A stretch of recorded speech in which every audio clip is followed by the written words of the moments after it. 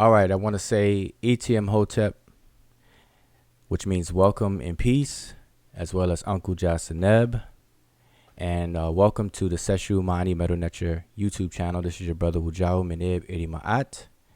And with me, I have the brother Sean. Sean, I'm sure you can introduce yourself to the family. ETM Hotep, Rennie Sean. Welcome in peace. My name is Sean. I'd like to thank everybody for tuning in today, man. I hope you got your pen and paper out so we all can learn something and just build on the conversation. All right. And I also have Sonet Imiket. And Imiket, I'm sure you can introduce yourself to the family. You. Hotep and Imiket. So that means my name is Imiket, and I just want to welcome y'all to the show. All right.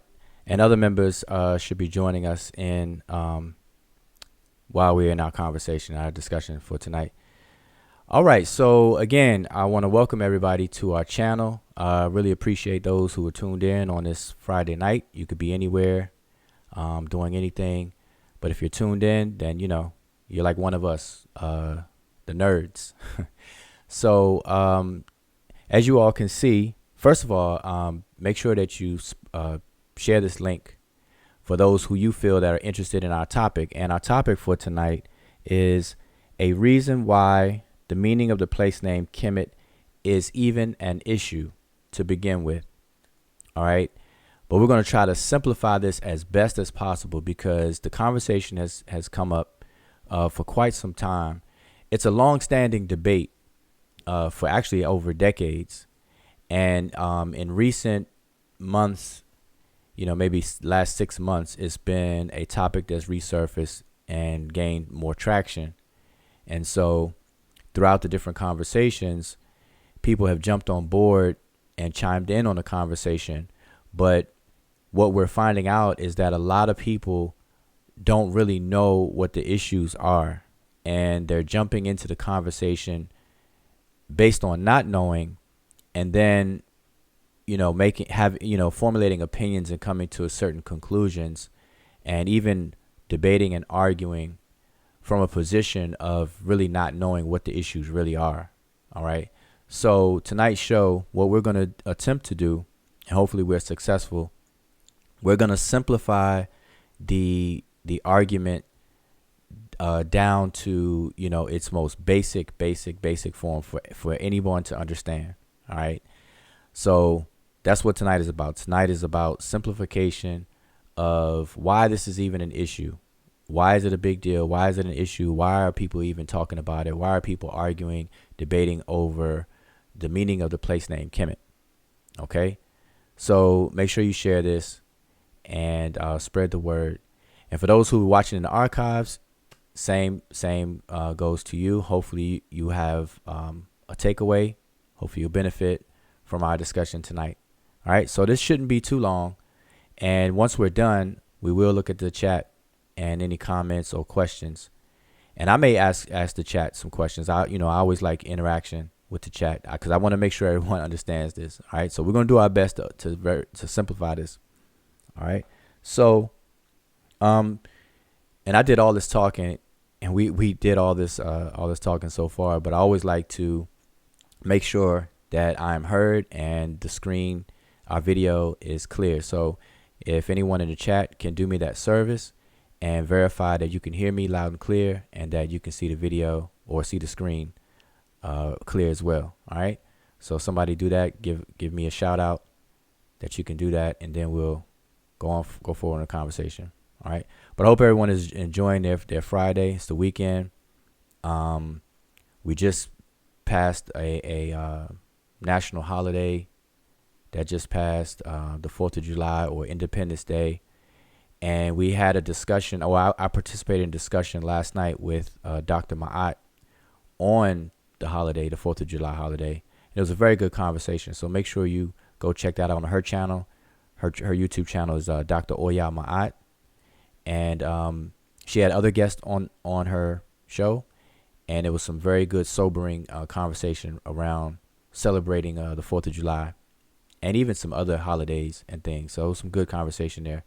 So make sure you check that out. All right, so let's see.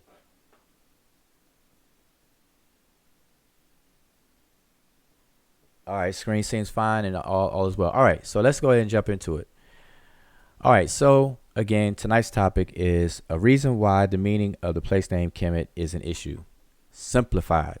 Okay, you know how you go into the bookstore and they have certain books for dummies and whatnot, and it's supposed to be very, very, very simple form. So that's what we're going to do today. All right, so let me just change my screen over and we're going to get right into it. Okay, so the question is, why is the meaning of the place name Kemet an issue? And we're going to discuss one reason why, and we're going to simplify it. Okay, there are a few reasons, but I'm going to give you one, and it's the most simplest one. Okay, and I hope you all follow along. All right, so let's go right into it. Get my cursor over here. All right. So now, in order to do this, I need to explain something about the writing system. The writing system, as most people will call, is the Egyptian hieroglyphic writing system. We refer to it as Sesh, Medew, Netcher, which is a more indigenous name for the writing system, Sesh, Medew, Netcher. All right. So when you hear us say Sesh, Medew, Netcher, we're talking about the hieroglyphic writing system. Everyone should be familiar by now that the word hieroglyphic itself, or hieroglyphs itself, comes from Greek. Okay, that was their coinage of that word for sacred carvings. The ancient Egyptians did not use that term. They used Sesh, Medew, Netcher. All right, so that's why you will hear us mention that. All right, so now, in doing this, I have to explain at least one of the principles within the writing system. And this principle is referred to as determinatives. Okay, this is something that a lot of people may have heard before in the past. And if you have, then this should be a quick refresher. If not, then hopefully it's clear to you. All right. And if you have any questions, make sure you hold those questions until we can pay attention to the chat. So what are determinatives? And I'm just going to read what I have here on the screen. Words spelled with phonographs usually have one or more signs added at the end that serve as classifiers to determine the range of meanings that are applicable to a particular word. All right. Now, I mentioned phonographs as well. So words spelled with phonographs. So let me back up to that. What are phonographs? Phonographs are glyphs that represent sounds. Hence the word phonographs. So phono has to do with sound, and graph has to do with writing. So it's something written, or a symbol that is written, or a character that's written down, but it stands for or represents a sound or sounds. Okay, so words spelled with sound words or sound glyphs usually have one or more signs added to the end of those, and it serves as a classifier to help determine the range of meanings that are applicable to a particular word. All right. A determinative is a device used to express the presence of semantic properties of a word. That is, its meaning. Okay. The word semantic means meaning. All right. This is useful because homographic words would be problematic. And I'm going to explain homographic words after I go through these examples here. All right.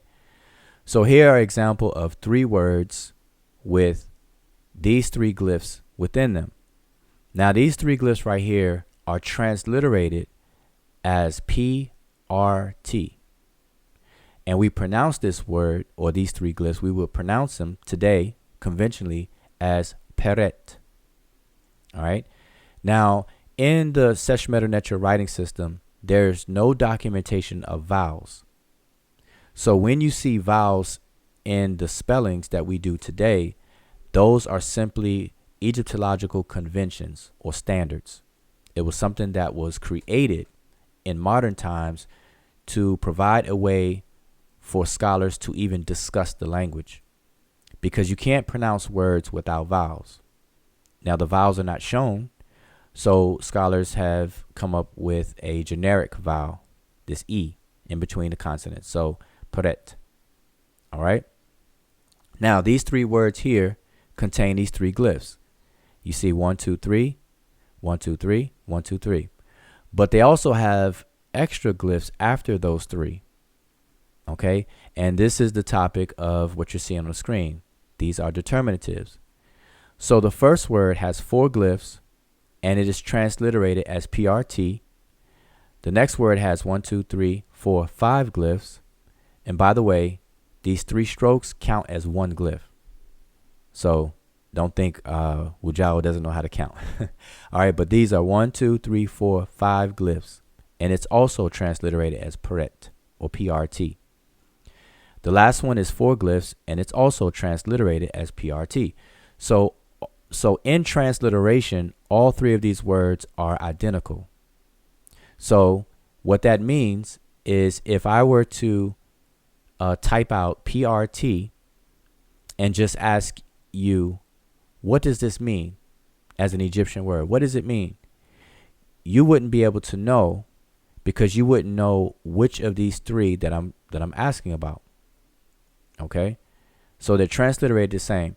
And also what this means is that the determinatives are not included in the transliteration.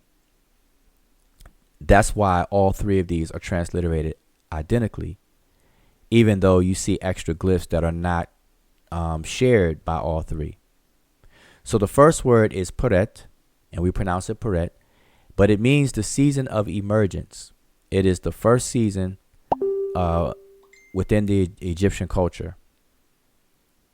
All right. Now the determinative for this word is a sun disk, which has to deal with time. And we know that seasons deal with time. They're markers for time. Okay, so the sun disk is a determinative.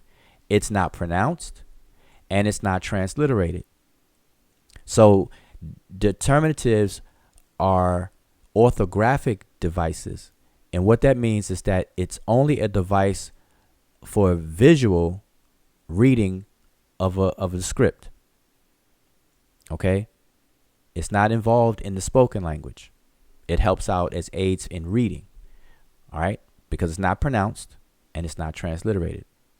The next word is also pronounced Peret, but it has 2 determinatives. It has a plow that's used for sowing seeds. And then it has 3 strokes. And so this word is Peret, but it means fruit or seed. All right. The last word has walking legs or legs in motion as a determinative. It's also translated as PRT, pronounced Peret, but this means to exit. All right. And this determinative is not pronounced. Okay. So what this means is that in order for us to make a distinction between these 3 words, we have to see what the determinative is. And this is why these classifiers receive the nickname determinatives, because it helps us to determine the meaning of these words. All right. So I'm going to go on to a few more examples. So here are 2 words with these 3 glyphs. All right. These 3 glyphs are transliterated as D, P, and T. And we pronounce it as depit or depit. All right. So the first word is transliterated as DPT. We pronounce it depit, but it means boat.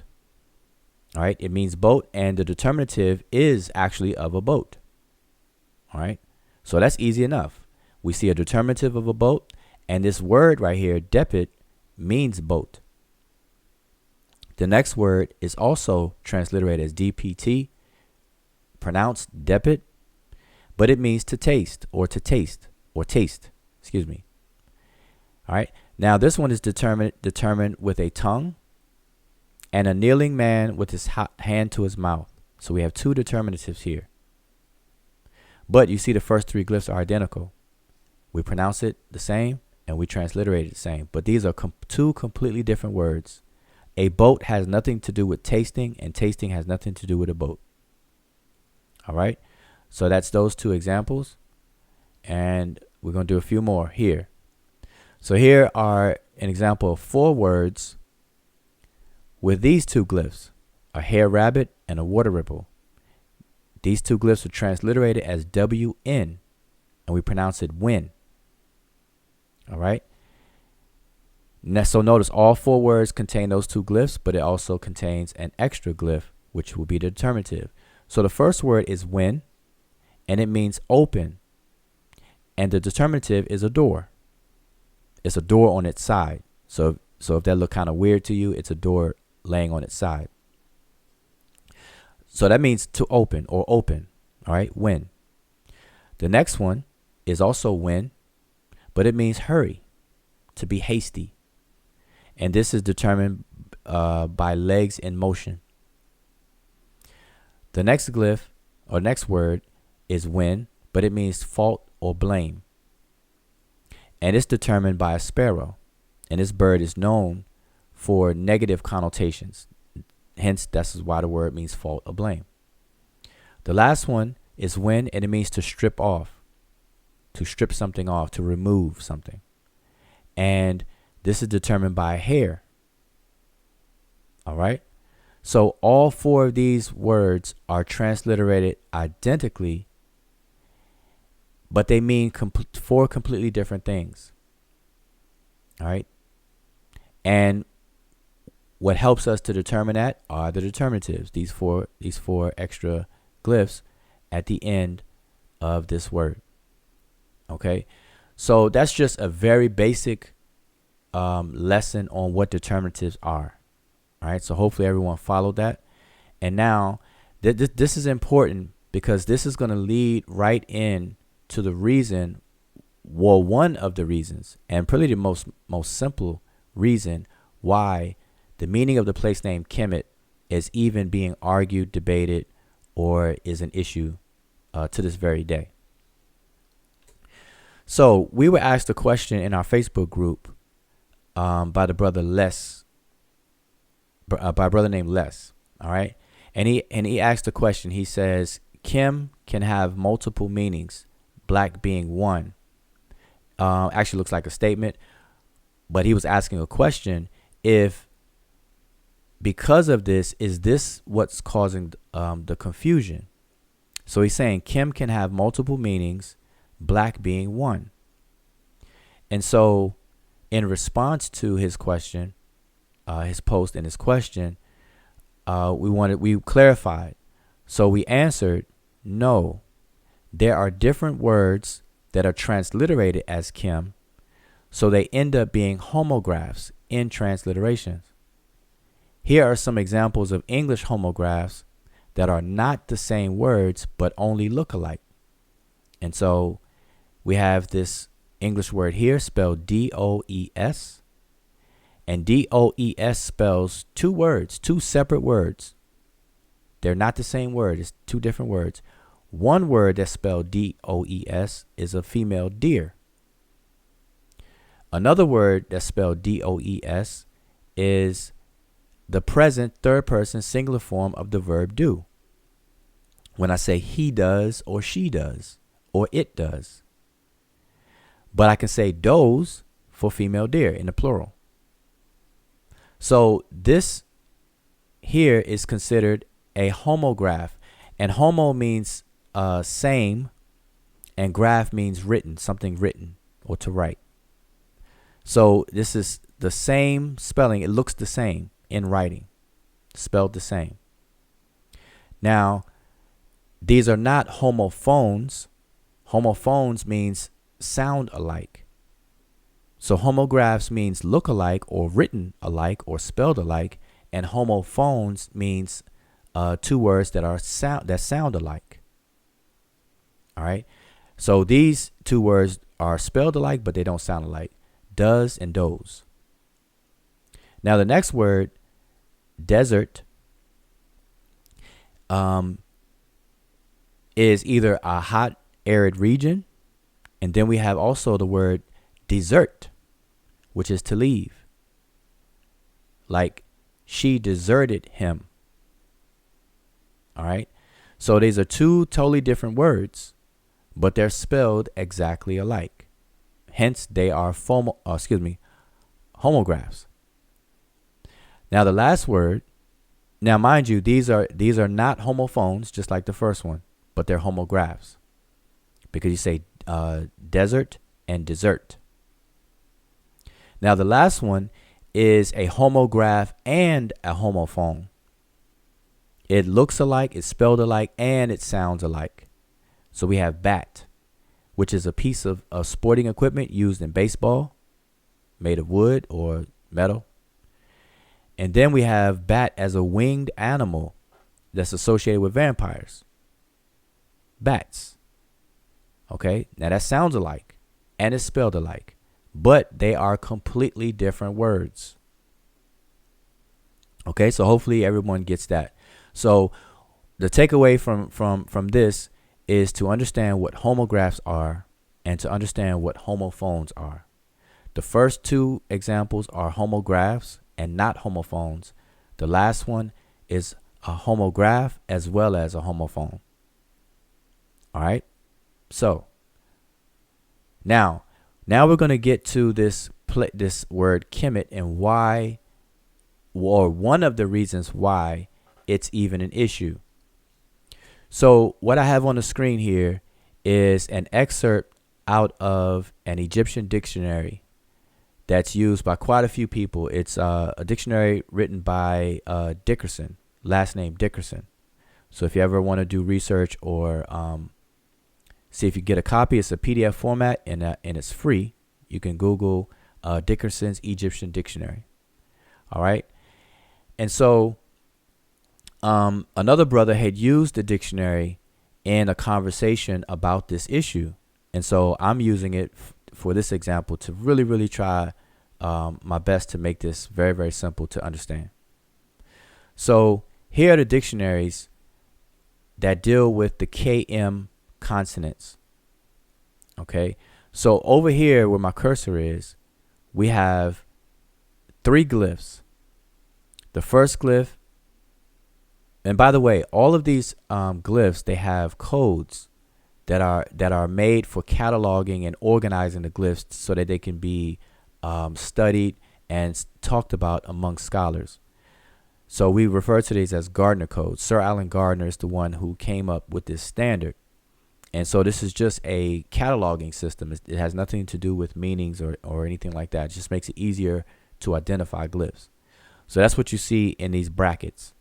So this first glyph is I6. The next glyph is G17, which is an owl. The last glyph is hare, which is D3. These 3 glyphs are transliterated as KM, and it means black. So this is an adjective.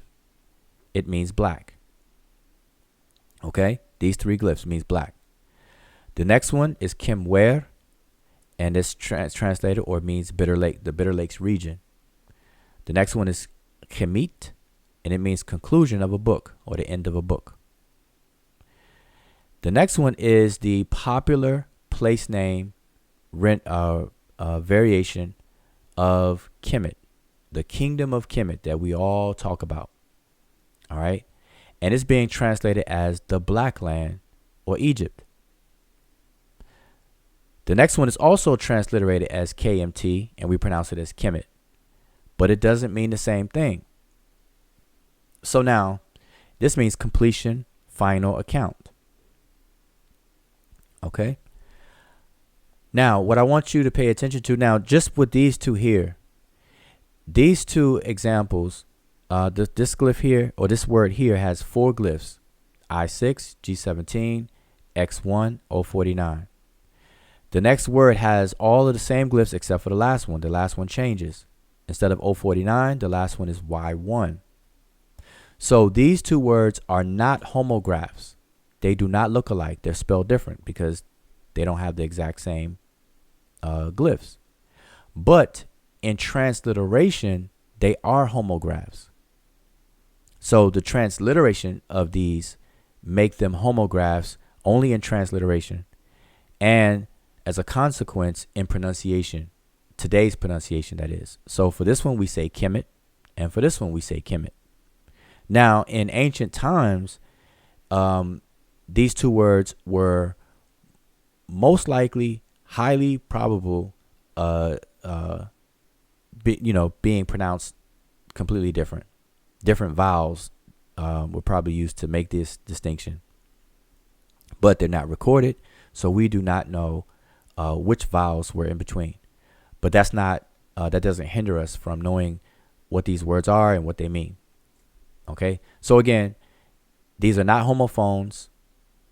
Excuse me, they're not homographs, but in transliteration they are. Both of them transliterated KMT, KMT. They mean two totally different things because they're two different words.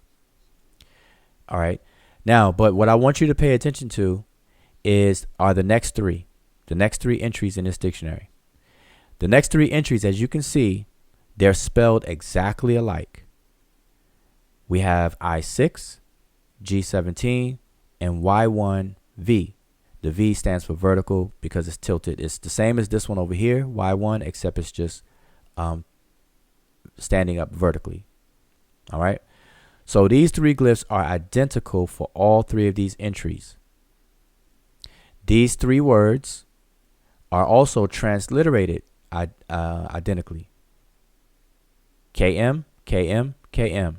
And as a consequence of that, we pronounce all three of these words the exact same way. Kim, Kim, Kim. Okay, so these three words are homographs, and they also are homophones in terms of our pronunciations today. So again, but in ancient times, they most likely were not homophones. Okay, so I hope you all follow that. But the important point here is that these are homographs. They look exactly alike, and they're transliterated exactly alike. But what do they mean? So the first one means black. This meaning is identical to this one. All right. The second one in this series means completion, profit, duty. The third one means total up, amount to, complete, putting into, or pay to. All right. Now, so with that understanding, the question that now should start making better sense to you is that the word Kemet. So let's go back to the word Kemet. The word Kemet, people are making the claim, and this claim has been made by pretty much everyone. There's a scholarly consensus that the KM in the word Kemet for the name of the country, because remember, we always say the place name Kemet. All right, so we're referring to the location, the place. The KM in the name of the country has to do with black. All right, so the reason why this is an issue, the reason why this is being debated, the reason why this is being argued, and the reason why this is even being challenged is because we asked the question, how did any scholar come up with that conclusion that the KM in the word Kemet here is the one for black, when in fact we have other words that have the KM consonants in it that don't mean black? What made them select or choose the one that means black? And where has that work been demonstrated? And by demonstration, it's no different than in math class when your math teacher gave you a problem to solve. And if you turned in just the answer alone, your teacher most likely would have still marked your paper as being wrong. Why? Because you didn't show your work. You have to show how you came to that answer. And so this is the fundamental question that's being asked. How did these scholars come to the conclusion that the name of the kingdom as Kemet, that the KM in that word is the one that means black? Why didn't they pick the one that means completion? Okay. And so what is the rationale that's given? All right. Now, but by the way, there's no scholar that has ever demonstrated how they came to that conclusion by producing and showing the work. Okay. The only thing that you will find, and you will see a lot of this being repeated, is that they assume that the KM in the place name Kemet means black because of the flooding of the Nile and the Nile leaving deposits of soot from its journey from the mountains down south, and as it flows in a northern direction on our maps and dumps into the Mediterranean Sea, that what it leaves behind when it retracts from it being inundated or flooded is a dark, fertile soil that's black. That's the rationale that most people know, and that's the rationale that scholars give. All right. Now, there are also scholars who have questioned that or raised the question, well, why not the Kim that means completion? And the rationale for that possibility would be that the Nile River starts in the south on our maps in Uganda, Tanzania, Kenya, in that area, that region, Lake Victoria, etc., which is mountainous. The Nile Valley starts there, and it travels from high elevation to lower elevation, dumping out at sea level into the Mediterranean Sea. So the completion of the journey of the Nile River, its water, is in Egypt. It's not in Sudan. It's not in Kenya. It's not in Uganda. All right? It's not in those places. That's the beginning. That's the start. But its completion or its end is in Egypt. So because of that, why couldn't Kemet mean the completed land or the land of completion or something to that effect? That would be, a rationale behind that proposal. So if you had those two proposals of it possibly meaning the completed land or the land of completion, or the land where, the Nile, it completes itself, etc., however you want to embellish it, or the land of the black land because of the flooding of the Nile, the alluvial soil that's left behind, and so on and so forth. Now, the question becomes, how do you make a determination of which one is correct, or to falsify both of those? And so that is the reason why the question is raised, or one of the reasons why the question is raised, because there's an entire scientific process in order to make that determination. In order to ascertain the etymology of the place name Kemet, you have to go through several steps and processes. By the way, which was never done by any scholar to date, except for now. All right. And so what are those things that, what's involved with ascertaining etymology? So let me just summarize those and put that on the screen, if I can find it real quick. All right. So what I want you to note, and of course I'm showing it on the screen so you can check this out if you would like. This is a book called The Continuum Companion to Historical Linguistics.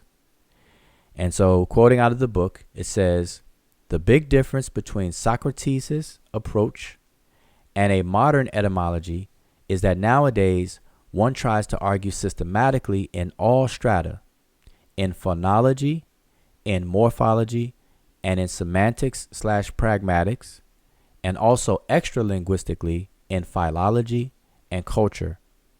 One also takes into account historical developments. If one wants to be productive and a successful expert in etymology, one has to thoroughly study all areas mentioned. So when you want to come up with a successful etymology, you have to cover all bases of what was mentioned. And there's 6 things, and they're summarized here. So the 6 focal areas of etymology is phonology, morphology, semantics, pragmatics, philology, culture, and history. And to this date, there is no scholar that has ever published any work that has walked through these 6 areas in order to ascertain the etymology of the word of the place name Kemet. All right. Now that has changed. Today, the brother Asar Imhotep has put that to task. He's been dealing with the question of Kemet for roughly 20 years. And so he's been putting that work in and doing the legwork. Myself and the brother Sanjeti Ankara, we have all linked up, ages ago, but we've also chimed in on this scientific endeavor. And this is just one of many things that we deal with, but this is a very interesting journey, and it's pioneering. It's something that will change how we see, this issue. Okay, and so we published a book entitled A Contribution to the Debate on the Meaning of the Place Name Kemet. And it's done by the Shamsu Heru research team. That's what we collectively refer to ourselves as. And that's myself, Wujao Meneb Edi Ma'at, Sanjeti Ankara, and Asar Imhotep. All right, that's us. And what we did, we collected 4 essays. We wrote 4 essays to complement the ASCAC conference that took place in April. The ASCAC conference this April raised the topic about the meaning of the place name Kemet. And, they opened the door or opened the way for a discussion to be had. But at these conferences, at ASCAC and others, you only have so many amount of minutes to give a presentation. And it's usually between 15 and 30 minutes, depending on the venue and the event. And so 30 minutes is not enough to have this discussion by any stretch of the imagination, So in knowing that, we decided to write 4 essays to complement the short presentations that took place at the ASCAC conference. All right. So these essays are just some preliminary work to get people up to speed on the issues. All right. And to break some things down to prep everyone. So later, hopefully by the maybe possibly the end of the summer or sometime in the fall, we're going to produce a more complete work where we're going to leave no stone unturned. We're going to cover all of those 6 areas, these 6 areas that I mentioned here: phonology, morphology, semantics, pragmatics, philology, culture, and history. Each of those 6 areas, and we're going to demonstrate every single thing when it comes to the place name Kemet. All right. So this particular publication is available on Amazon. So a lot of people have purchased it. We had a Q&A about it. We gave some time for people to get a chance to get it and read it, maybe digest it a little bit. And we did a Q&A with it, and we're going to do a Q&A again. But make sure you pick up a copy of the book so you can be caught up to speed on the conversation. All right. Now, if you already have a feeling or an opinion about the meaning of the place name Kemet, and you want to chime in on the conversation, what I'm saying goes out to you too. Please read our publication first before jumping on board and chiming in on the conversation. Because what we found recently, or as of late, is when people jump on jump into the conversation, we end up repeating ourselves over and over and over again. And that's the purpose of us writing the book, so that we wouldn't have to do that, so that you can read it and then, go from there and ask questions based on what you already understand by reading what we wrote. All right. So that's it in a nutshell. And so again, the purpose of tonight's show is really to just give you a very simple reason, or to spark something in your mind to get you to understand why this is even a question. Because people have the assumption that, hey, Kemet means black, because Kemet means black land, And then there's another hypothesis that is floating out there that Kemet means black people or the land of black people, referring to the skin color. So whether you subscribe to one of the hypotheses or not, you are actually assuming that the Kim in Kemet has something to do with black. Okay, and that's the assumption. So people are like, well, Kemet means black. Kim means black. There's an adjective. Kim means black. So why are they debating? So there's some people who think we're wasting our time, and why are we even debating it? So now, hopefully, after I just explained what I explained, you may change that view. You may say, oh, okay, I see. So scholars just picked the adjective black, and what about the other ones? Oh, okay. So we need to see why they did that. How did they do that? Why they choose that one over the other? Where's the work? Oh, they don't show the work. Oh, wow. Okay. So that's really it in a nutshell. All right. So hopefully I explained that as simple as I could. Simple as I could without getting into any details and no rocket science and complicated formulas and things like that. All right. So I guess I'll open the mics on the panel to see what you all think about it all. And we're going to turn to the chat to see if anybody has any questions or comments. So if you did have any questions, go ahead and you can type them. And it would be real helpful if you address, if you want your question answered or addressed, to put the @ symbol in front of our channel name. That way it'll be highlighted. But yeah, so what do you all think on the panel? What do you all think about the topic, or how do you feel about what I just explained?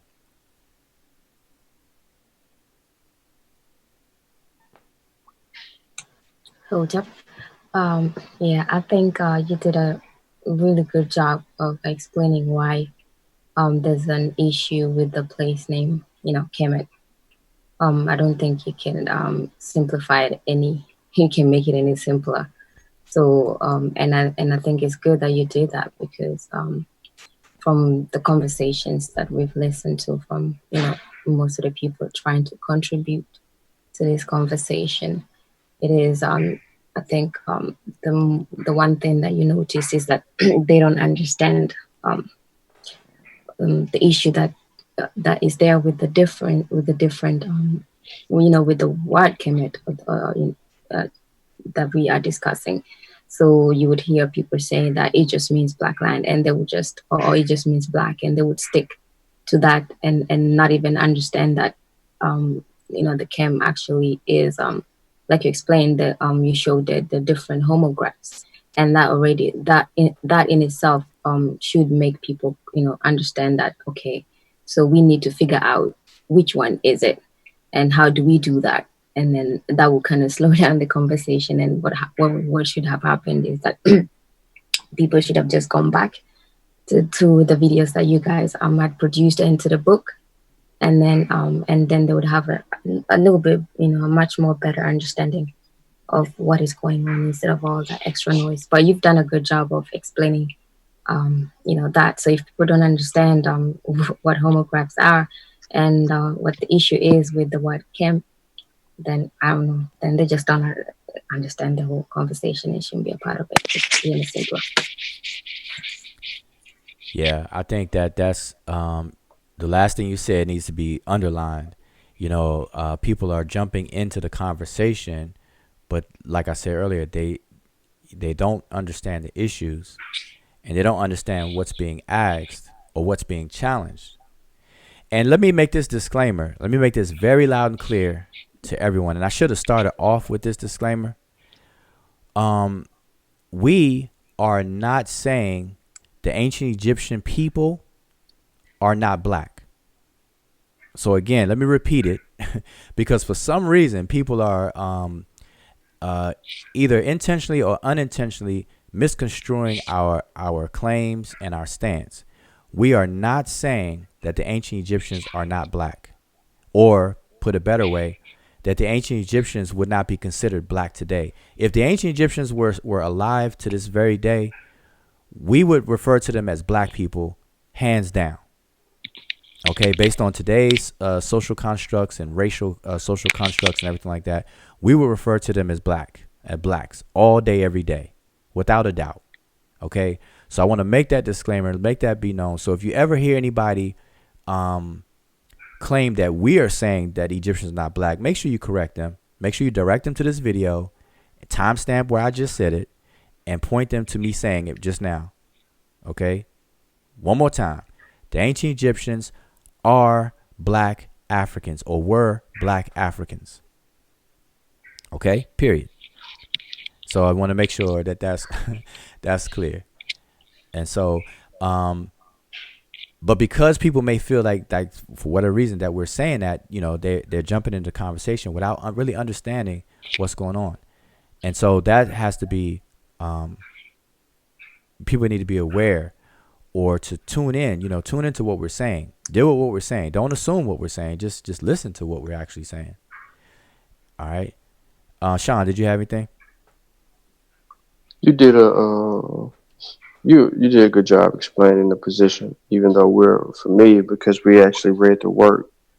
So it's to people who have not read the work, it could seem like you're lost in the conversation, but based on the research questions that are asked, people have to understand that when you're using proper methodology and you're going through the actual methods and the step-by-step process, you have to ask questions first, and then you move forward. You can't just start with a hypothesis and end with a hypothesis. That's bad methodology.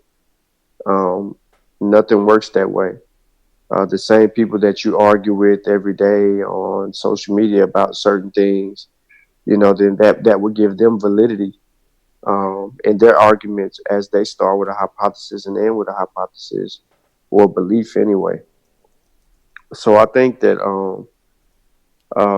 there's been a lot of moments of clarity um, over the past few months and recent discussions regarding the place name Kemet and everything that you actually just broke down. I don't think that you can simplify it more than you already have.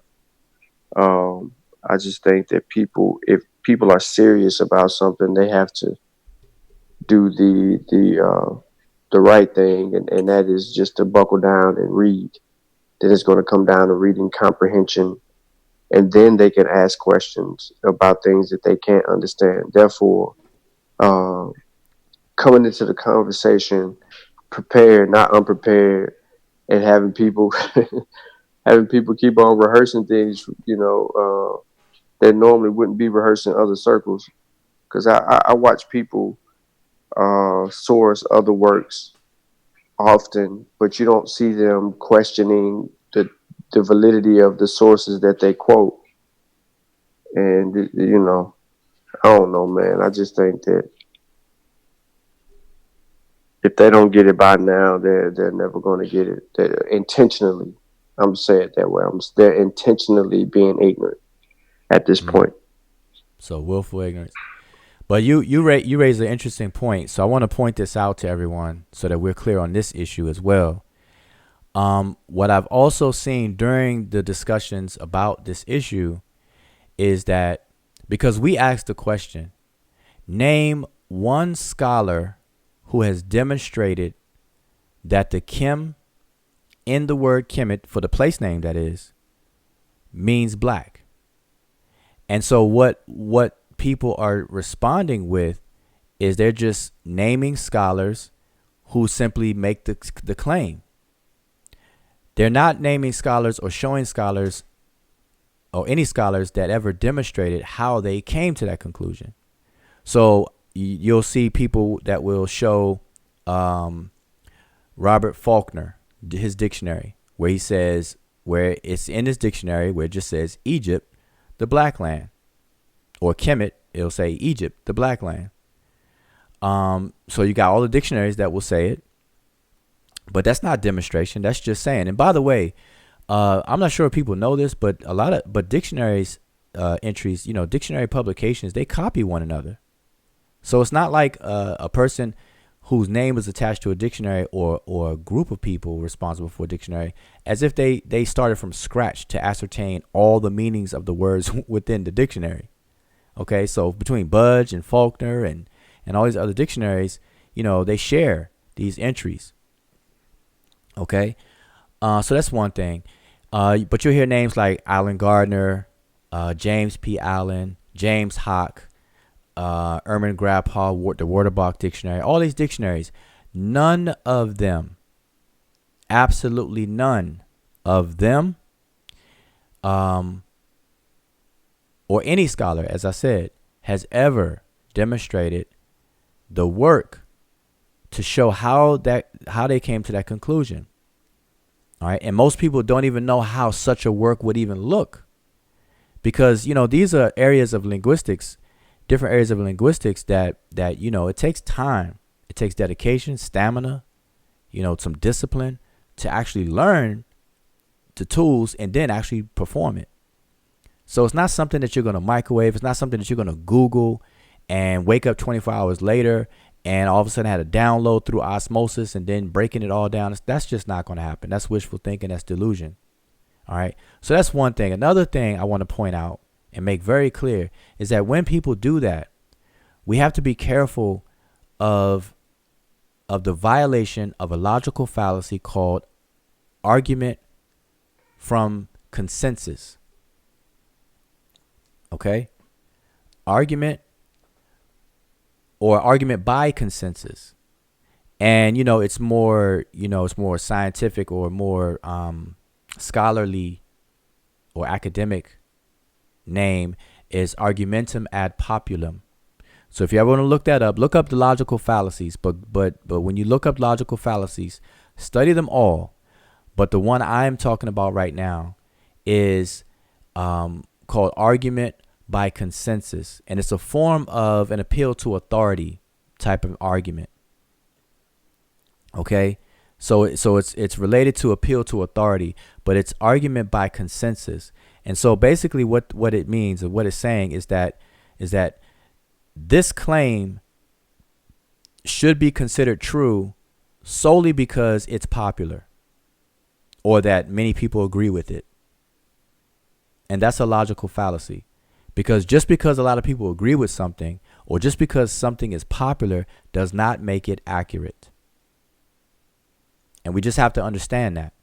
And so when we ask the question or we make the statement to say there is no scholar that has ever demonstrated the work to show or support the ascertaining of the etymology of the meaning of the place name Kemet, and then people will quote James P. Allen or show James P. Allen, Robert Faulkner, and all these other people, and they say, well, it's a consensus among scholars that Kemet means the black land. That's what they're doing. They are appealing to authority, but more specifically, they are arguing by consensus, and we have to be careful of that. Okay, so be mindful of that and be careful of that. Now we understand that in science, consensus has a different meaning. A scientific consensus is when scientists have tried to falsify hypotheses and tested these hypotheses, perform experiments, and come out with the same outcome. So if scientist number 1 comes out with an outcome, scientist number 2, same outcome, 3, 4, 5, and 50 to 100, and you got 500 scientists that are coming out with the same outcome, they would refer to that as consensus because of the outcome. Okay, so that's a little different. So don't confuse, the scientific consensus by way of experimentation versus consensus just because a bunch of people agree with something without the experimentation, without the attempt at falsifying. Who has tried to falsify Kemet meaning the black land and demonstrated that? No one. No scholar has. All right. So hopefully everybody understands that. And I just want to make that clear. as well. So this should be easy, you know, and I'm trying to be as simple as I possibly can, because you know, it in these conversations, there are some people who are depending on other people's confusion in order to have something to say. All right, and I don't think that that's fair to everyone. So it's our, you know, it's our job to do something about it. And that's why we're doing this video. All right. So I haven't been paying attention to the chat, but were there any questions? If you have any questions in the chat, you know, we're gonna take a couple of questions and see if any comments, and then we'll, you know, close it out. But I do want to see if anybody had any questions. And then on a panel, if you all have any more comments, you know, feel free. Yeah, I was gonna say while you're looking for the questions in the chat that I think it there's really not a big issue. It's just that from what I see, I just think that because most people, just pretty much a majority of everybody that's been you know, trying to contribute to this conversation, what I've seen is that I don't think most people actually understand the seriousness of the research that or the issue that is at hand, and the research that you guys are doing. I think you know, because literally everybody that's injected themselves into the conversations they haven't had any valid questions that actually can add that can be like a proper contribution to the ongoing conversation. So my observation is that I don't think they understand the seriousness of this conversation or the research. Most people just think this is probably one of those Kemet on trial stuff that, you know, you gotta just jump in and you know, get some clout while you're on it, literally, because you know, the way the questions that they're asking, even what we was you having to simplify and simplify the simplified versions of the simplified explanations. It's just because some people just came out of the woodworks and it's like, oh, what's going on? Something on Kemet? Okay, what's going on? This, that. Okay, let me jump on it, you know? And they don't understand. And people actually ought to know that, I mean, it should just be obvious at this point that if Ujao, Asar, and Sanjeti are actually doing a project, it is not that, you know, that simple project that, you know, or it's not entertainment. And I think it would just be better to just lay off and just try to understand.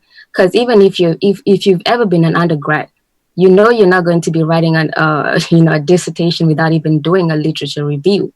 So most of these people, I doubt they've ever written a literature review. They've ever been to any campus, because it's just the simplest thing to actually just say that what's going on.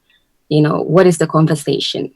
You know, what's been contributed to it? Let me go and study. And before I open my mouth, okay, there's a book out. I need to read and understand how far have the research come? What are the claims? What is this and that? Then I can actually add. But you can't just go. It's like going into a room and just firing. You know, you have to know what your targets are. So people haven't read the book. They don't want to read the book. They don't even know what the conversations are. They don't know what comparative linguistics is. They don't understand the Sesh. They don't understand anything. They just think this is Kemet on trial stuff, you know, and that's a joke, really. But people ought to know that, you know, the squad doesn't do joke stuff, you know, and you know, so this is scholarship, you know, and people, you know, just need to lay that line down, because it's a waste of time. You know, this is something that we all need to be trying to understand and get behind, you know, and instead of wasting time and trying to do all this entertainment stuff. And I appreciate that you guys have taken the time out and educate other people. And I also kind of appreciate that those people just jumped head first into this conversation and made a fool of themselves, because it actually gives other people that might have not been interested in listening to actually listen to this conversation and try to learn the Sesh. But those people don't know anything. They don't understand anything. So, you know, that's just my opinion anyway. It's not my opinion, but that's my critical analysis and observation. They think this is Kemet on trial, so they're just in the wrong room. Very true. If I could add to what you just said, this topic is not a microwave topic, and I think it's been uh, people who are so used to quick fix questioning and answers, and well, just be clear and just tell us. No, it doesn't work like that. You cannot microwave real research. You have to collect all your data. You have to really scrutinize your data. You have to ask the tough questions. Has this been done?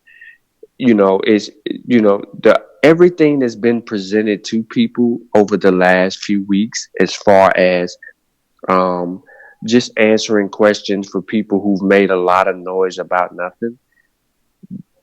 It kind of makes you question the way that they approach research.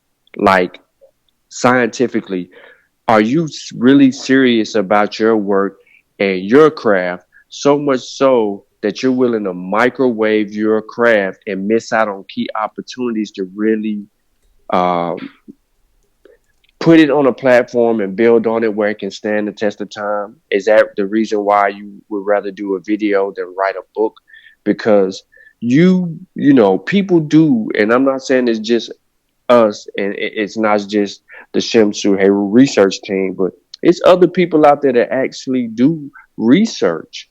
I don't know on what level, but they're doing research, and it's like, are you wasting your time in this research, or is this an aha moment type of research, or is this to debate and argue with everybody on social media research?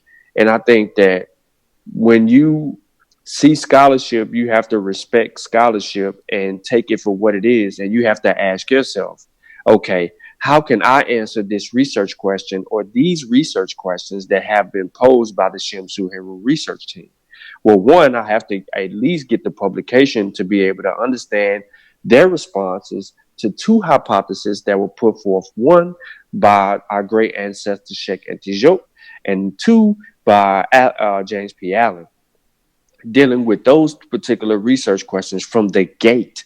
That's been done. And then we have to ask the additional questions. Has any of the following people that we've heard the name dropping go on over the recent weeks, have any of them, like Sable said earlier, done the work, the critical work, the linguistic work, and every phase? Have they done the work and put forth to close the door on that? The door has been open for so long that is like people are in their feelings because we're trying to correct some things and then stand on the shoulders on everything else. Nobody's abandoning our great ancestor Dr. Joe, no, or Obanga. Nobody's banging on them or scrutinizing everything that they've actually done. We've scrubbed through the things that actually we can stand and will stand attested, and we know those things because we argue those points.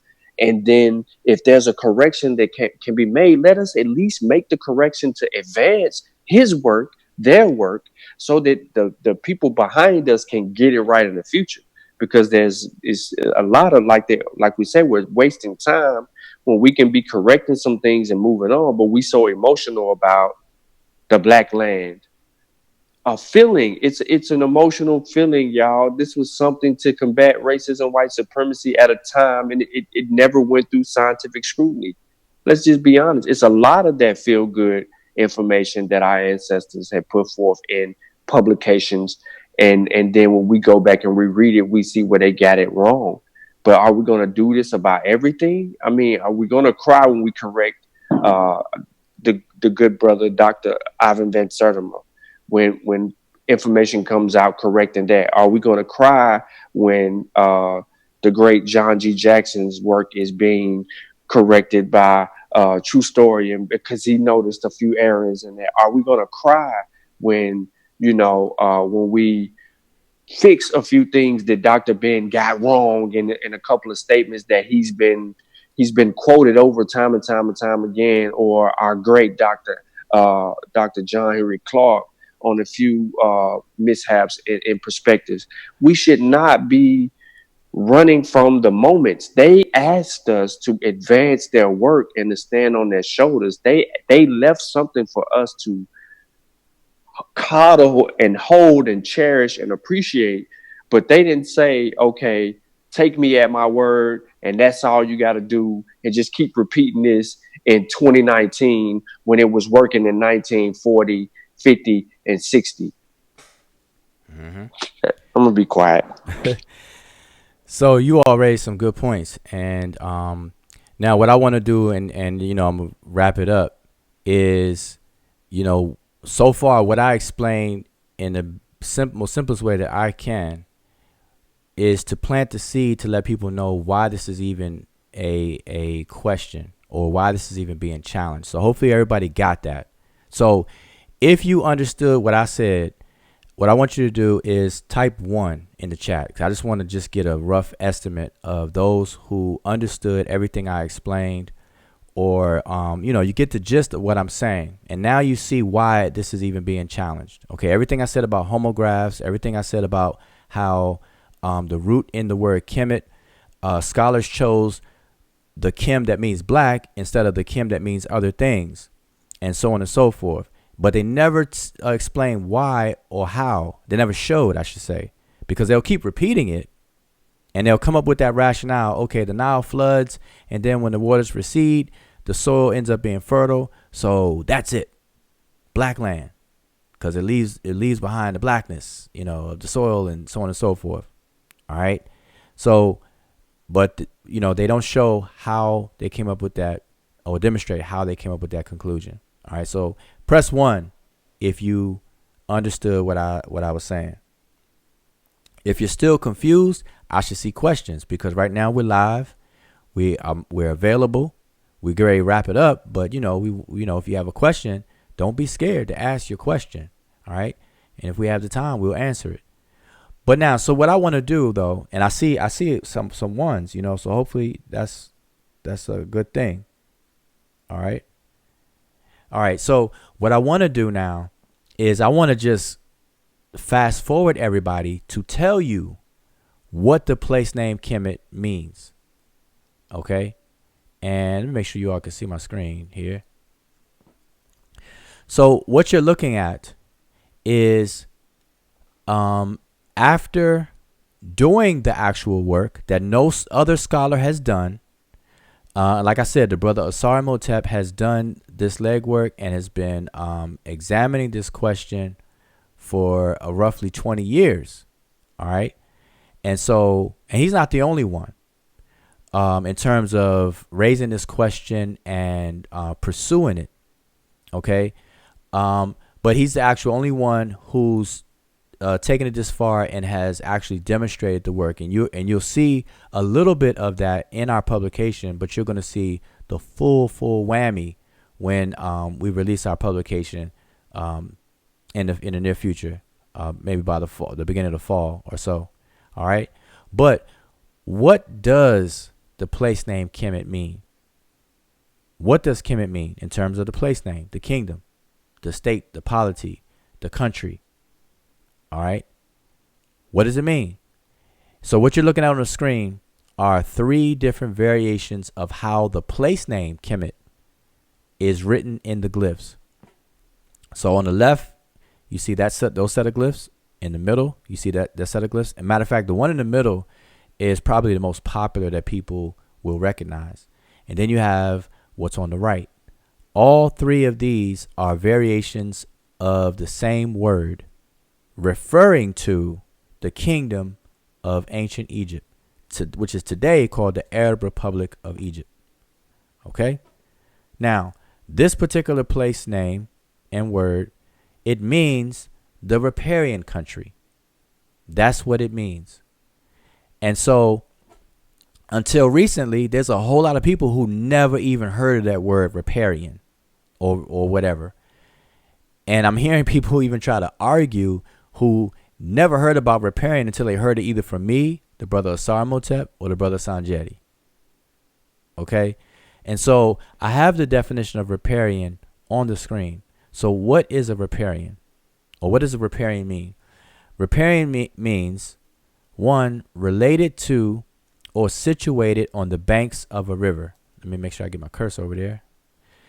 Riparian, relating to or situated on the banks of a river. So the question is, Does ancient Egypt relate to and or is situated on the banks of a river? And anyone y'all can answer that on the panel. Or what do y'all say in the chat? Is ancient Egypt situated or related to or situated on the banks of a river? Yes or no? All right. And I know there's a delay, so I want to see what you all say. Is ancient Egypt situated on the banks of a river? 2. All right. What's the name of the river? The Nile. Happy. Yes. It's the Happy Itaru, which is the Happy River. Most people would simply call it the Nile. Okay. Mainly from the Greek Nilus. So we refer to it as the Nile. All right. So it fits definition 1 or this first bullet. Second bullet, relating to wetlands adjacent to rivers and streams. So what about the delta of Egypt? Egypt's delta. Is that not related to wetlands that are adjacent to the river, the Nile River? Yes or no? So chat, yes or no? Is the Nile Delta, is the Egypt's delta, is it not wetlands because it gets swampy, it gets flooded, it gets inundated? Is that not adjacent to streams and river? Yes or no? So answer that. And so Sean, what'd you say about that? You said you asked me my answer to the Nile. The second bullet. Is Egypt relating to wetlands adjacent to rivers and streams? 2. Okay. So that's the definition of riparian. So everybody who said yes, you all agree. We all agree that Egypt is a riparian zone. Hands down. There's no way around that. Okay. So let's look at some pictures. Let's look at some pictures of what riparian zones look like. So here is a a line drawing of a riparian zone. So in the middle we see a blue river, a blue stream. And then on the left and the right of that river, we have the riparian zone. And then beyond that, we have a different zone. Okay. So the territorial areas that are near the river are riparian zones, and the further out you go, it ceases being a riparian zone. Okay, so that's one. Let's look at this one, and this may be a little small. Let me see if I can blow this up a bit without it being blurry. In case it's blurry, I'll read it. It says, "What is a riparian area? Riparian areas are the area that is between the streams or river's edge and the dry upland area." Does that sound familiar? Yes or no? I want the chat to know. I want the chat to chime in. Does that sound familiar? Let me read it again. Riparian areas are the area that is between the streams or river's edge, and the dry upland area. Now, what do we call the Nile? We say the Nile Valley. What's a valley? A valley is a low area that's in the middle of two high areas or two upland areas. That's what a valley is. Okay? Almost like a canyon. Like when we say the Grand Canyon, where you have, the cliffs, and then there's a deep impression in between two cliffs. Well, a valley is similar, but it's much wider and it's not as pronounced. Okay? So you all in the chat answer that. Doesn't that sound familiar? Now on the right hand side, we have water loving plants. And notice that ancient Kemet had two particular plants that were known as its symbol. Can anybody on the panel name those two plants?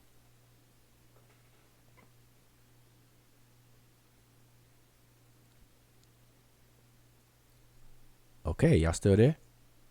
Yeah. Joe got it. No, I don't know.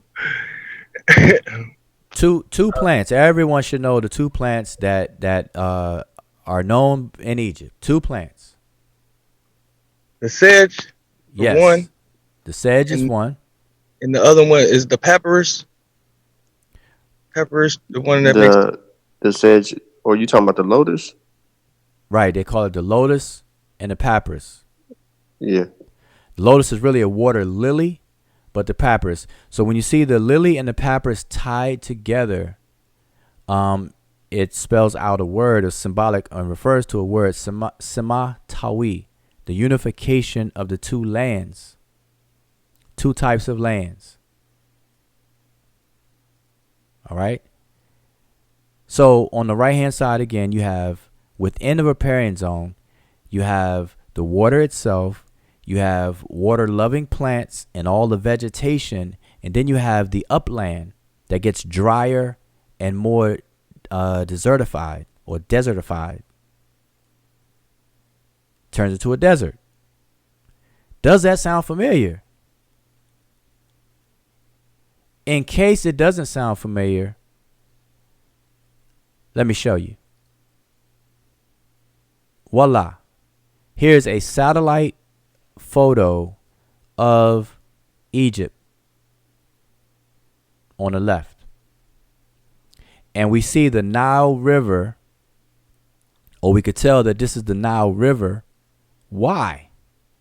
Why can we tell this is Nile River? Because it's not blue. Because we see the Red Sea here is blue. We see the Mediterranean Sea up here is blue. But we see this strip down here, this different color. We had this yellowish, golden yellowish type of color over here. But then right down here, you got this fanning out of this color. Looks a bit green, right? Why is that green? Anybody?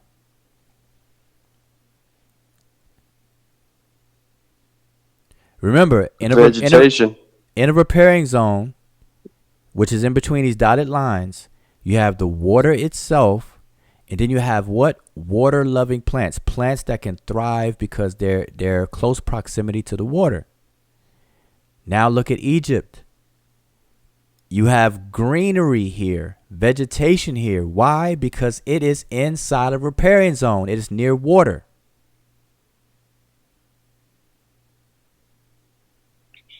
You don't see any plants and vegetation out here. Why? Because it's not near water.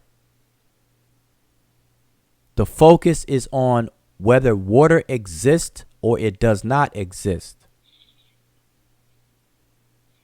And I'm driving this home because to a civilization that was based in agriculture, farming, and growing things, the accessibility to water was paramount. It wasn't about access to black. It was about access to water. No water, you die. Period. Everybody lived along the water, near the water. So let's look at where are all the cities and dwelling places. Where were they located? So here, let's look at this map right here. This map right here, all of these red dots, and it may be hard to see on your screen, but I'm pointing to a few of them. All these red dots right here represent populated places, populated areas, municipalities, villages, communities, cities, however you want to call it. This is where people lived and functioned. And I want you to notice that where all these red dots are placed, all these red dots are placed within this green area. What green area is that? Well, let's go back and see. Voila. You see this green area right here? That's where everybody lived. And along coming down. So let's go down. I'm gonna march down on this map. So that's the top part, and I'm gonna show the next slide. I'm moving down. You see the green areas are coming down. It gets narrower and narrower. But look at all these red dots. These red dots. These are dwelling places closer to the river. Nobody lived out here in this yellow area. No significant population. But as you go down, look at all these red dots. Amarna, people are familiar with Amarna. People are familiar with Beni Hassan, should be. Akhmim, that's a whole dialect of Coptic, is named after this place. Akhmimic, from Akhmim. Badari, Asyut. Hermopolis, people should be familiar with Hermopolis. Heracleopolis, here. Look at all these places. All these places are right in the green zone. Oops, did I say green zone? I'm sorry, I meant riparian zone. My bad. The riparian zone. That's where people lived. That was home. That's Kemet. Okay, you got Dendera, Nakada, Abydos. Okay, go further down. You got Abu or Aswan, Elephantine, Komombo, Philae, Edfu, the famous temple of Edfu is located here. Look at that red dot right here near the river. Heracleopolis, city of the falcon, known anciently as Nechen, which is a very, very old city, very old place, very old places, very, very. If you want to do some research on the early settlements of ancient Kemet, definitely look into Nechen. Okay. What else? Abu Simbel, people heard of that. Okay, now even Nabta Playa, people may have heard of that. That's way out here now. That's why nobody lives there anymore. There's no water. People packed up and left. The calendar circle with the stones that Nabta Playa is known about, that's still there. You could tell people that were once there, but guess what? There's no riparian zone stretching out over there. So people are like, I'm out. Let's pack up. We out. We rolling. And they go elsewhere. Okay. So anyway, I don't want to draw this out too much longer. I just want to keep hammering in and let you all know what Kemet actually means. Okay. So this is what it means. Kemet is the riparian country. Again, I repeat, Kemet is the riparian country. The Kem in the word Kemet does not deal with the color black. The Kem in the word Kemet does not deal with the color black. The Kem in the word Kemet deals with wetness, dampness. It's a type of land. Its dichotomy or its opposition or counterpart, I should say, is dry land. And the focus on dry land, or the focus on that particular word, is the dryness of the land. And that particular word is desheret. Sounds very similar to desert, doesn't it? You have desheret versus Kemet. And that's what I have here on the screen. Desheret versus Kemet. That type of land that is wet and damp versus that type of land that is not wet and not damp. This type of land we are not going to live at because we can't survive. We can't grow anything.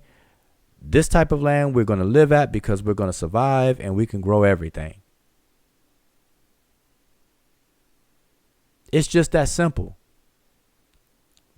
Okay, so I hope tonight's show and Simplified, I did my best. I don't know how else to explain it without getting into heavy details. There's a lot more to this, but I don't want to lay it on too heavy to anyone because you have to take some time. You have to read. So we got a book. Support the book. It's available on Amazon.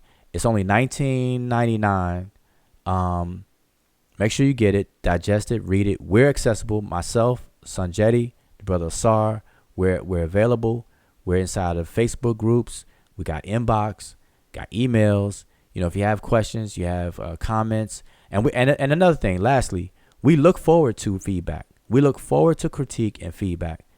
We didn't put this out there. See, we understand putting information out there that it's wide open for scrutiny, and we welcome it. As long as it's sobering conversations, as long as it's mature, and as long as people are actually doing the work and taking their time to understand what it is we're saying. And if you need clarification, don't hesitate to ask. So anyway, does anybody on the panel, you have any Anything to close with? While you're doing that, I'm gonna make sure there's no questions. But yeah, if you have anything to close with.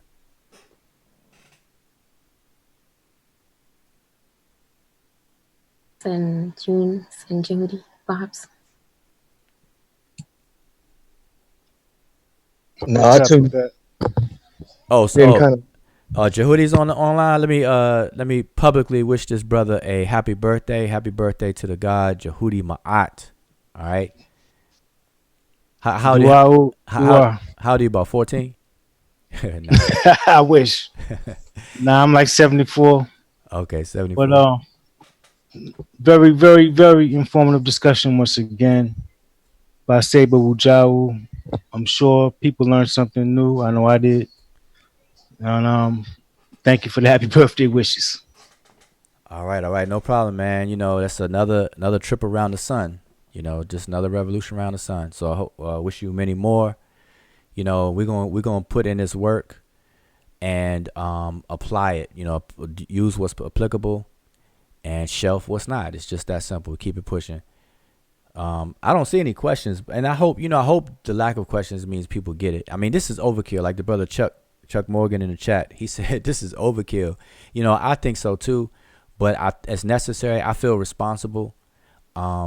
You know, as a teacher, my goal is to make sure people understand things that are explained and are equipped with the tools to discern and don't have to use people as crutches. They can do this kind of thing themselves and come up with their own conclusions. Of course, we could work as teams and journey together, but you don't want to be in a position to where you got to put all your weight on something out of ignorance. You know, especially if you're going to jump into a different topic or different issues and things. So, you know, one of my personal goals is to teach as many people as I can about the language, because it's only through the language that you can actually engage the culture of Kemet. And it's true for any culture. Any foreign culture than your mother culture and your mother tongue, you have to gain access to it or interface with it by way of that particular culture's language. Be it Islam, Christianity, Judaism, and I'm naming belief systems, but there's cultures that are behind those, as well as Kemet, as well as any culture on the continent of Africa, Asia, or Europe. Okay, we have to understand that. All right, and if you're going to deal with Kemet, this is another thing. This is my advice. If you're a person who is curious about Kemet beyond the normal curiosity and you know, just the what do you call it, the awness of Kemet, if you want to get into studying Kemet, keep in mind that you're going to have some discipline. You're going to have some stamina.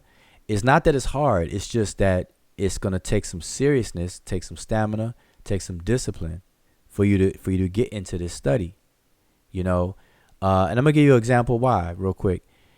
If you were to take a course to become an Egyptologist or to be, you know, very proficient in Egyptology, you are recommended to learn German and French. The reason why is because the scholarship about Kemet, about Egypt, there's a lot of scholars that write their works in those languages, because you have whole schools of Egyptology that are based in terms of writing in French and in German and in English. So you got the German school of Egyptology, and they're known for being very meticulous, hand copying everything, hand writing everything. Matter of fact, the most comprehensive Egyptian dictionary that we have to date is the German Egyptian Wörterbuch or Wörterbuch dictionary. And it's handwritten. Everything in there is handwritten. It's in German. And then you got the scholars that write their, you know, scholarly works in German. Then you have the French. So you have the French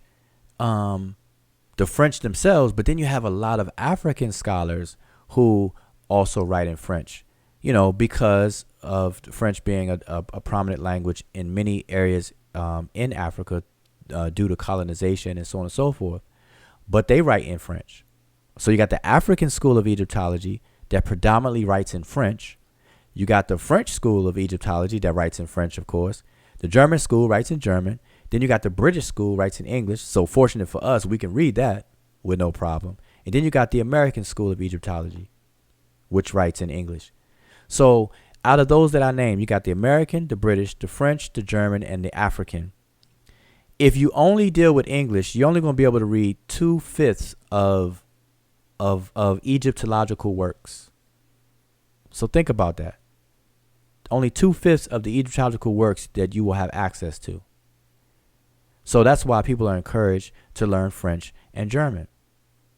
And so I just said that to give you an idea of, if you really, really want to take this study seriously, you're going to fasten your seatbelt in and do this work. You're not going to microwave it.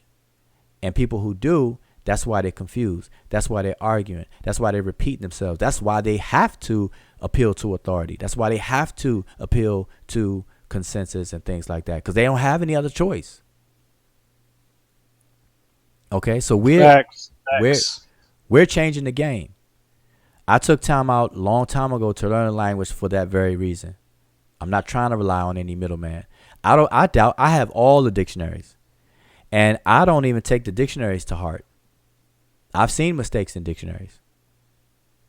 Whether it's typos, that's one thing, but then there's just some straight, mistakes. Okay? So this journey is a long one. So anyway, that's my spiel, and hopefully everyone has a takeaway from here. And anyone else have anything to close with? Yeah, I just want to commend you brothers first for putting out this work, and also you especially for being so patient and making sure the points are driven home. It's crazy to me because we have brothers doing work. Like, I don't understand why it's so much of a pushback from our fellow brothers. You know what I'm saying? We have brothers actually doing the work. Like, you guys should be commended throughout the community for this work. It's just sad that some people haven't embraced it or even took the time out to examine it and analyze it. But I just want to commend you brothers for the book, the work you guys put in, and constantly put in day in and day out. So dua. All right. Well, I speaking for myself, I appreciate that. But now I'm gonna tell y'all, hold on to your seatbelts, because we have a publication that's gonna come out. We haven't put everything in this publication that we've been talking about. Okay, this is to bring people up to speed and to lay that foundation. But in the upcoming publication of ours, and then Asar Motep has a publication of his own, Illusia Volume 2, that he's going to be publishing as well. That's going to really, really change the game. In working with him, I get a chance to, see some of the things he discussed and stuff like that. So I can tell you all. Don't even believe me. So matter of fact, I'm not even going to tell you. Just wait for it to come out, and support, get it, digest it, read it, and you'll see what I'm talking about. All right. So we have a upcoming publication. I have an upcoming publication, which is the Egyptian grammar book. All right. I'm working on that, and I plan to publish that this year, and I'm gonna be broad and general like that, so that I won't have any false expectations of my own. But look out for that, and believe me, I will definitely be announcing when that's close to publication time and everything. So yeah, but that's it. I don't want to drag this out anymore. Hopefully, this simple explanation didn't get too technical or anything like that. I explained determinatives because I have to show you what homographs are. So tonight you learned about determinatives. Tonight you learned or refreshed on homographs and homophones, and then now you should have a better understanding of why this is even a challenge. Okay, and as far as disclaimers, no, we are not saying the ancient Egyptians were not black. If the ancient Egyptians were alive to this very day, we would definitely be calling them black Africans, hands down. Okay. So that's not our cup of tea. We're not saying that. So if anybody says that we say that, you make sure you set them straight. All right. And we're not saying that the Kim and Kemet means the completed land either. I only use that as an example of an additional proposal, okay, to the black land proposal, because this equally valid because of the way the black land is proposed without any demonstration. You see? So we don't claim that Kemet means completed land either.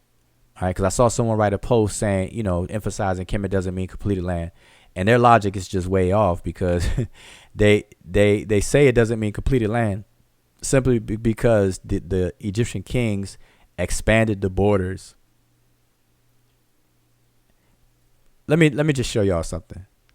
I can't let that go. I gotta I have to address that real quick because this stuff is real easy. I just want to show y'all how simple this is. There's a post that was posted on Facebook saying that the Egyptian king, that Kemet cannot mean the completed land because the Egyptian kings every now and then expanded the borders of Kemet.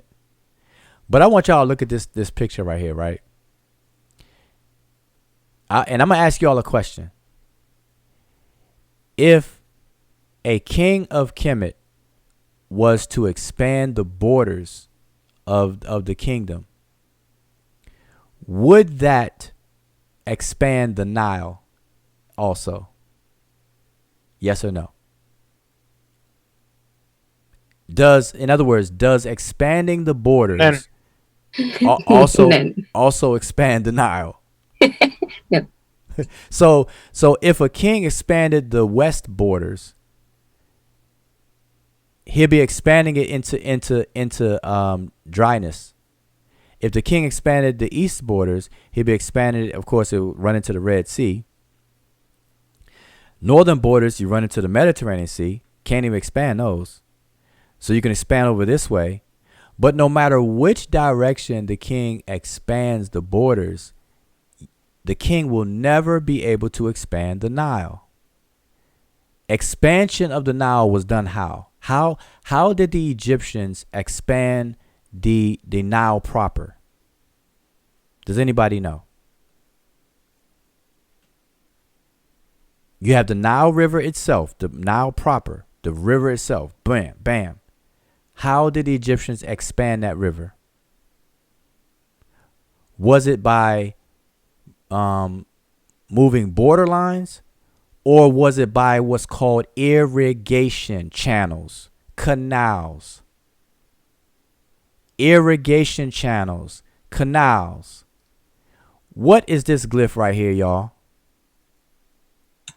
Canal. Is right. It is an irrigation channel. This is the word Kemet. Irrigation channel. The expansion of water. You expand water, you expand the riparian zone. Kemet is a riparian country, y'all. Remember that.